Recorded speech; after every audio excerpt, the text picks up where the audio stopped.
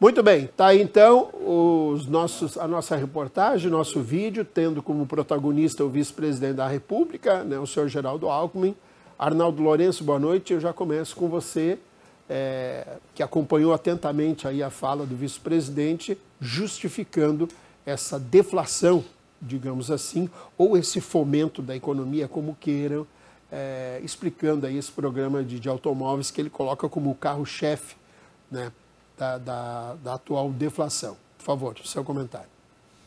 Primeiramente, uma boa noite a todos os telespectadores, principalmente os nossos velhinhos. A satisfação, Cícero, estar de volta aqui ao programa. Cumprimentar o doutor Ricardo Frota, cumprimentar o Moisés, você, Cícero, Cujuí, né, e toda a nossa técnica aí que possibilita com que nós possamos chegar até a sua casa. Mas, Cícero, eu gostaria de dar um recado. Tá? Fica à vontade, dentro do seu tempo, fica à vontade. Perfeito. Eu estive na linha T15, T de Tatu, T15, do Machadinho do Oeste. Eu tive uns 30 quilômetros lá para dentro. E eu conversei numa noite com os agricultores de lá, saí à tarde, pediam licença, e eles pediram para que mandasse um recado para o governador, porque com esse fomento da agricultura familiar, 74 bilhões que tem, eles gostariam que o governador intercedesse junto à Emater, porque eles dizem que a Emater lá dificilmente eles conseguem aprovar projeto, porque eles trabalham muito para rico, a Emater lá. Então eles pediram essa intervenção. Por outro lado também, eles agradecem ao governador Marco Rocha, e isso eu presenciei. Estão fazendo pontes de concreto, eu passei por umas 3 ou 4 pontes de concreto, coisa de primeiro mundo, muito bem feita.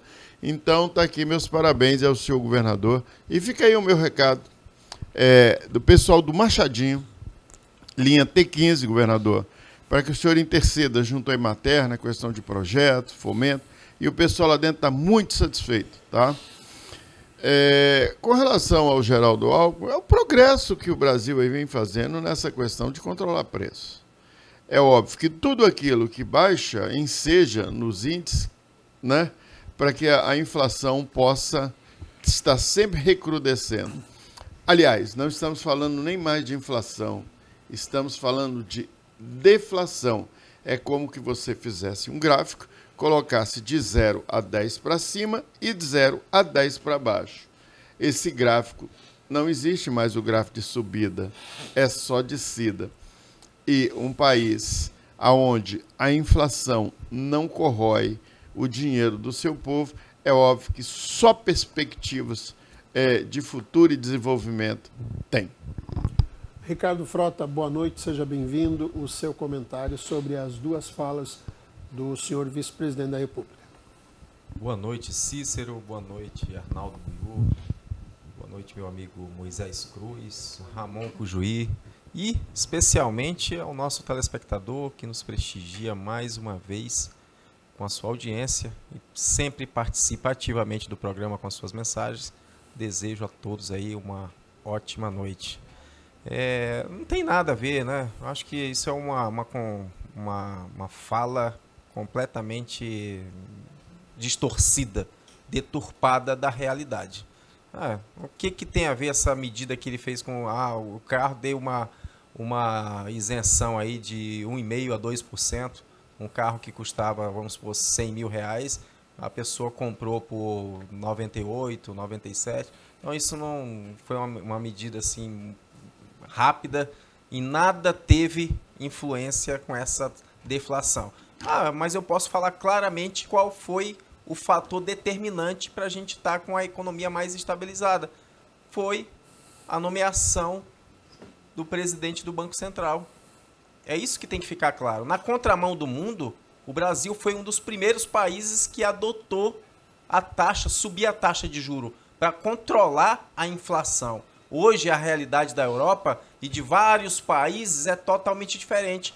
Hoje, eles estão estudando uma forma de conter o juro ou subir, porque não tem como diminuir. O Brasil não. A conversa hoje do Brasil é em diminuir a taxa de juro. Por quê? Porque a medida que foi tomada lá atrás no governo do presidente Bolsonaro deu certo. E a autonomia do Banco Central deu certo, porque graças a essa autonomia que o governo federal atual não conseguiu interferir, pelo amor de Deus. Graças a essa autonomia que o governo federal não conseguiu interferir, e essa é a grande revolta dele, porque ele não pôde, graças à autonomia do Banco Central, ele não teve o dedinho ali, não pôde fazer nada. Ele teve que aceitar, um conselho, um comitê técnico que se reúne periodicamente, de 45 em 45 dias, para definir como que vai ficar a taxa e a economia do Brasil nos próximos meses.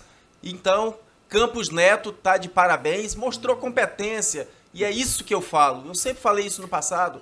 Competência é tudo, capacidade técnica é tudo. E Bolsonaro escolheu pessoas com capacidade técnica. Pessoas que hoje, mas hoje o Campos Neto é fruto de uma indicação do Bolsonaro. Bolsonaro é o presidente? E se a economia ainda está controlada, é porque teve o dedinho do Bolsonaro. Porque o Lula não conseguiu, mesmo querendo, mas e a inflação? Não caiu? Não diminuiu? Então foi reflexo da competência do presidente do Banco Central. Tem diretamente o dedinho dele ali, porque se ele não segurasse, se ele não aguentasse a pressão desse governo federal e segurasse, e mostrasse, aqui não, Lula, tu pode meter o dedo lá no Congresso, na Câmara Federal, no Senado Federal, mas aqui não vem com o seu dedinho não, porque aqui eu tenho autonomia e aqui você não vai fazer politicagem. E graças ao Campos Neto, ele está segurando a inflação, está diminuindo, graças ao Campos Neto. Eu sei aonde está. Tá bom, tu já teve o teu momento de fala, Buio, deixa eu concluir a minha. Então, graças a ele, hoje a gente vê uma economia que não está pior, porque esse governo gastador irresponsável, mas aí tem aquele que freia. Tem um presidente do Banco Central que não deixa ele fazer o que quer, porque ele está controlando. E se ele está nesse patamar, que lá no passado, no presidente do Buiú, era 26%. No início do mandato, no primeiro mandato do Lula, a taxa de Selic era 26%. Isso eles escondem, porque essas informações eles gostam de homiziar, eles gostam de omitir para a população não saber e achar que o monstro é o Bolsonaro, porque indicou uma pessoa técnica e que elevou essa taxa Selic a 13,75. Então, metade do que o Lula colocou no ápice do juro de 26%. Então, Bolsonaro, mais uma vez, está de parabéns. Está de parabéns, porque graças a ele, o governo ainda tem muito dedinho do Bolsonaro. Então, tem coisas que estão dando certo, pode ter certeza. É um presidente que foi responsável e que pensou primeiramente nas contas públicas com responsabilidade, porque sabe que isso afeta completamente a vida da população. Muito bem. Ô, Juninho, abre a câmera aqui, em mim aqui no Moisés. O Moisés, ele já quer aparecer no vídeo antes de chamar ele. Vai lá, Moisés, pode. Quer fazer um registro aí? Não, você não vai falar agora. Você estava fazendo um retrato aí, você quer? Aproveita agora, você quer já... A Antônia estava perguntando se a gente estava ao vivo. Não é Antônia, você está com... Pois é, eu estava mandando a foto para ela, que ela disse que não está achando o canal e eu mandei que nós estamos ao vivo. Antônia, já começamos e já estamos ao vivo. Aí, Antônia, então tá bom, tá tudo certo? Tá bom, valeu, o Moisés. Obrigado, Juninho.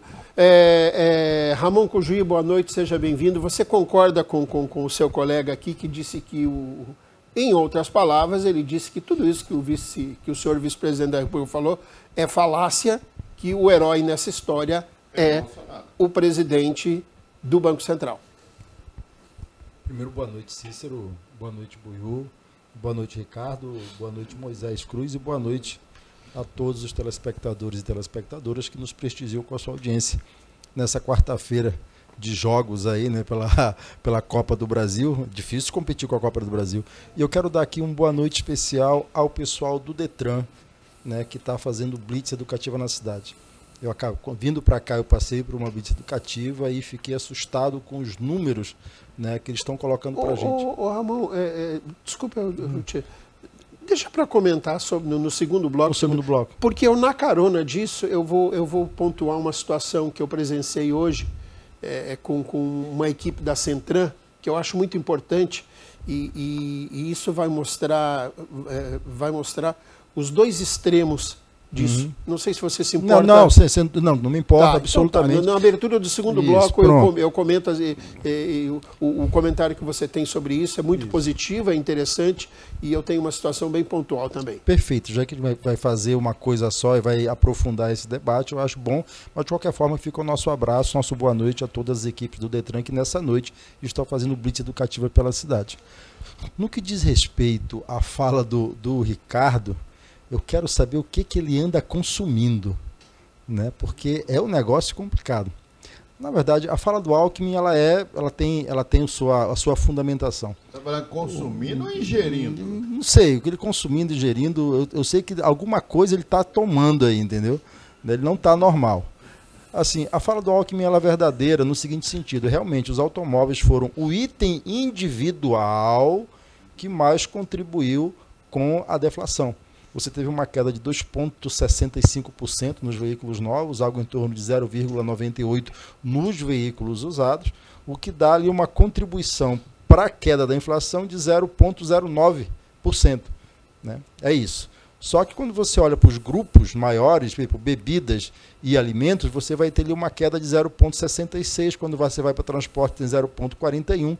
Aí você tem uma série de grupos, né, de produtos que são ali pesquisados pelo IBGE para chegar à conclusão de que temos deflação. Então o raciocínio do Ricardo está correto, que um carro de 100 mil passou a custar 99.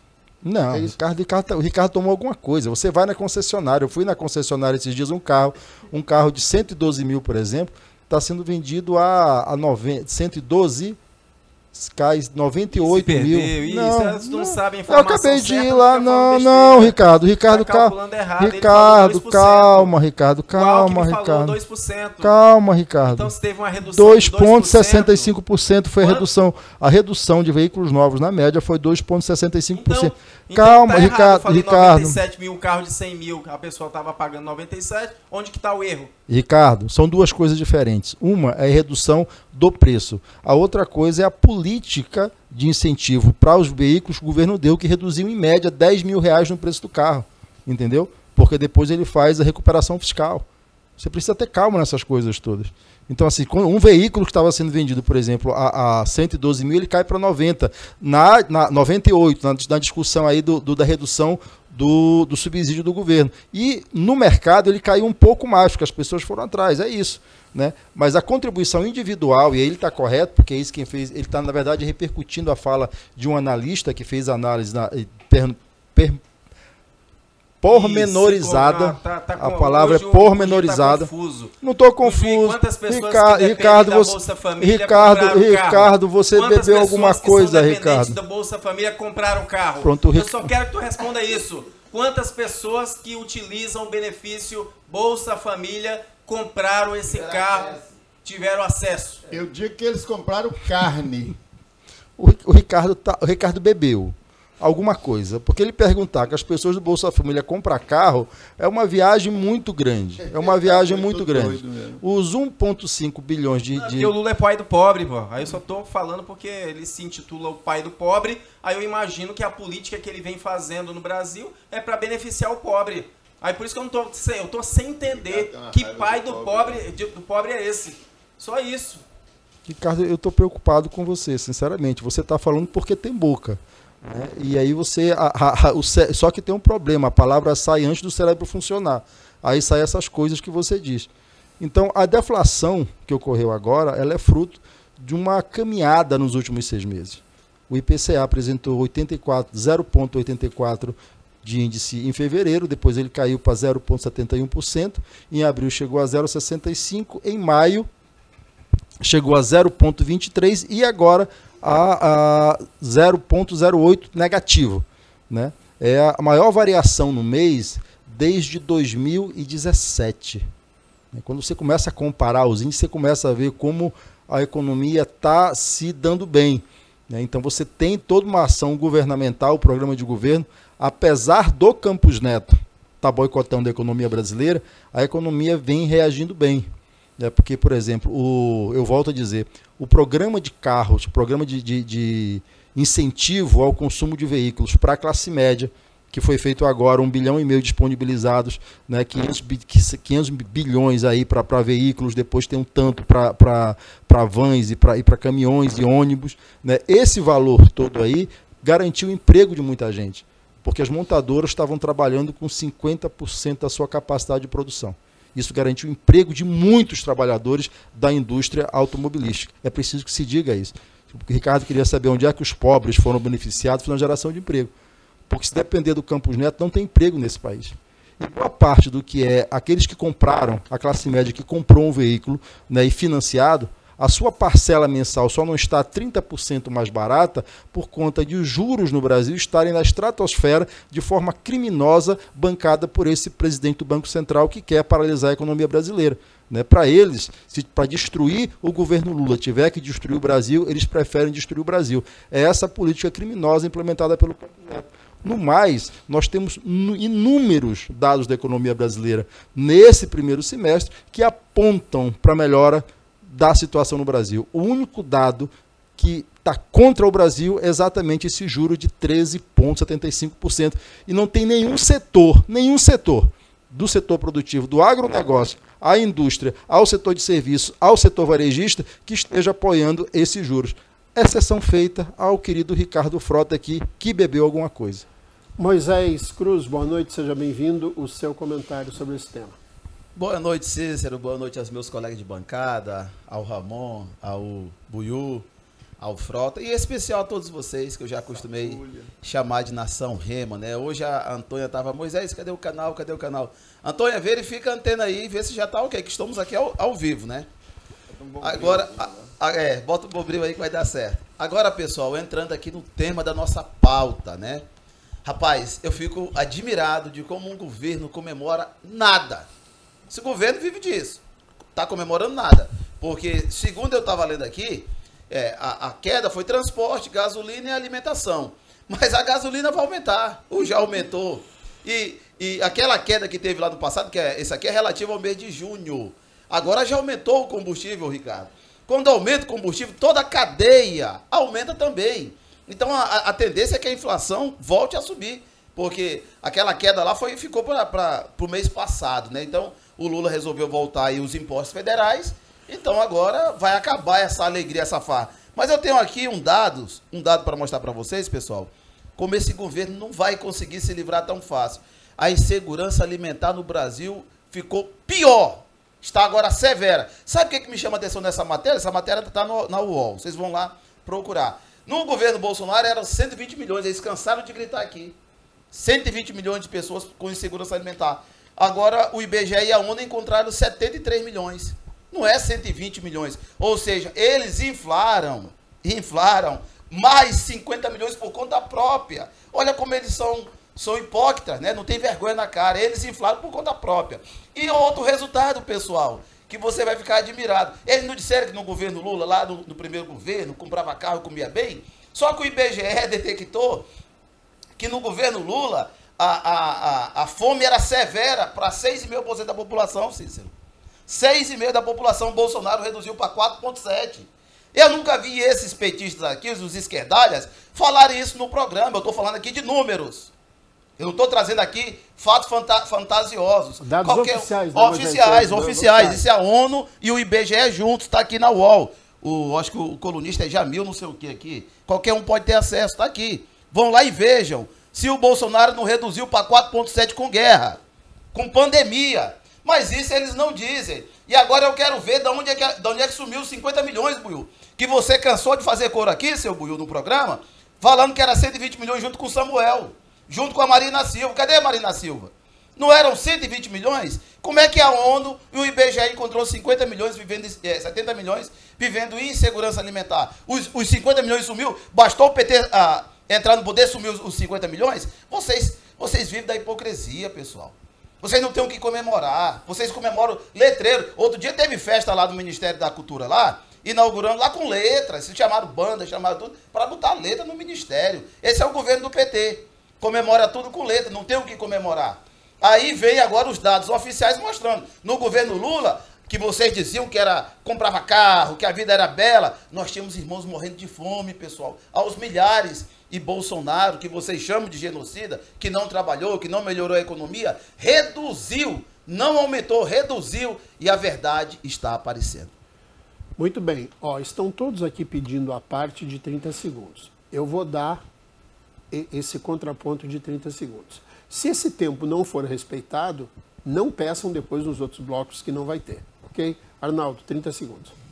Como é que pode, né? É impressionante o camarada comemorar 72 milhões de pessoas passando fome no governo. Mas a diferença é grande para 120 milhões, Buiu. Vocês estavam mentindo pro povo aqui o tempo inteiro, rapaz. Olha a diferença de 120 milhões para 70 milhões. Vou concluir agora. Repito, é impressionante o cara comemorar 72 milhões de pessoas passando fome no governo dele. Eu gostaria que não tivesse uma única pessoa passando fome. Ô, Ricardo, 30 segundos, cara? Sim. Veja bem, isso que o Moisés falou é uma coisa gravíssima. Eles aumentam. Qual é o objetivo do PT em aumentar números? O Lula já falou isso em entrevistas. Não, quando eu faço conferência, quando eu participo de reuniões lá fora, eu sempre coloco o número, eu invento na hora e todo mundo acredita. O objetivo é esse. Porque se ele fala que o número está em 100 milhões, se no governo dele houver uma pesquisa de um instituto sério e falar que esse número é 70 milhões, aí ele vai falar, tá vendo? A gente baixou de 100 milhões para 70. Mas na verdade era 50. E ele colocou 100 e no governo dele aumentou. Aí ele mente demasiadamente. É o que eu falo. O Lula, a habilidade que tem os esquerdistas, aqui é só ver o Cujuí, o Buiú, eles falam tão tranquilamente, eles mentem descaradamente para tentar convencer. Eles são treinados para isso. O Lula é especialista na mentira, ele confunde você, ele inventa dados, ele deturpa informações para poder desmerecer o governo anterior e se sair como o bom presidente, o amigo do povo, o amigo do pobre. É tudo mentira, porque a mentira está no DNA do PT. 30 segundos, ô Ramon. O problema do mundo é a falta de amor e a falta de interpretação de texto. A matéria que o Moisés cita aqui, eu estou com ela aqui, o Jamil Chad, né, colunista do UOL, diz: insegurança alimentar explode e atinge um terço dos brasileiros. A insegurança alimentar explodiu entre 2020 e 2022 e chegou a 70,3 milhões de brasileiros em situação de falta de acesso. É a matéria que o Moisés diz, 70 milhões de brasileiros, um terço da população. Mas não era 120, Peraí, meu querido, peraí, calma. Nós estamos falando aqui de moderada e severa. Segurança alimentar explodiu. Né? É o negócio no governo Bolsonaro, 70 milhões de brasileiros. E o Moisés aqui está comemorando isso. Pelo amor de Deus, Moisés. Você precisa urgentemente de uma professora de português para lhe ensinar a interpretar texto. 30 segundos, Moisés. Tá bom, pessoal, vamos interpretar o texto aqui. Ele leu a metade ele esqueceu. Ele é que não sabe ler. Porque lá embaixo está dizendo, no governo do Lula, há 20 anos atrás, era 6,5%, passando fome severa, 6,5%. Bolsonaro, no governo Bolsonaro de 2020 a 2022, caiu para 4,7%. Isso ele não leu. Então, tá vendo, pessoal? Ele só lê o que é conveniente. Mas eu quero saber, Ramon, cadê os 120 milhões? E por teu desespero, Ramon, para tu sair daqui chorando, a Globo News abriu hoje, entrevistando pessoas no Nordeste, lá, eu não sei se era o Nordeste ou era Sudeste, mas eu não lembro agora, entrevistou uma senhora dizendo que para ela comer, Ramon, ela vai ao lixo. Ao lixo. Enquanto isso, pessoal, o seu Lula está dizendo que não tem onde morar, que aquele palácio não serve para ele. Tá aí, você que é pobre, que acreditou na mentira do Lula. Ele disse que não quer morar em palácio, ele é o único presidente que não gosta de comida de palácio, ele não gosta da comida da França, que ele teve na França, disse que não gostou da comida. Ele não gosta de sofá de 15 mil reais, não. Tem que ser um de 300 mil, 500 mil. Ele não gosta de vinho de 8 mil reais, tem que ser de 90 mil. Ele não gosta, ele gosta de viajar. E você passando fome, pega a matéria da Globo News. Lula gosta de buchada de bode de pinga, rapaz. A senhora dizendo, se eu quiser comer, se eu quero comer, eu tenho que ir ao lixo, catar lixo para poder comer. Isso é agora. Isso não é em Bolsonaro, não. Lá quando tava. Agora, a matéria diz, sabe o que, Cícero? Que é culpa da pandemia e da guerra. Agora não é mais Bolsonaro, não, né? Porque antes era culpa do Bolsonaro. Agora é a culpa da pandemia e da guerra. Isso é uma vergonha para vocês.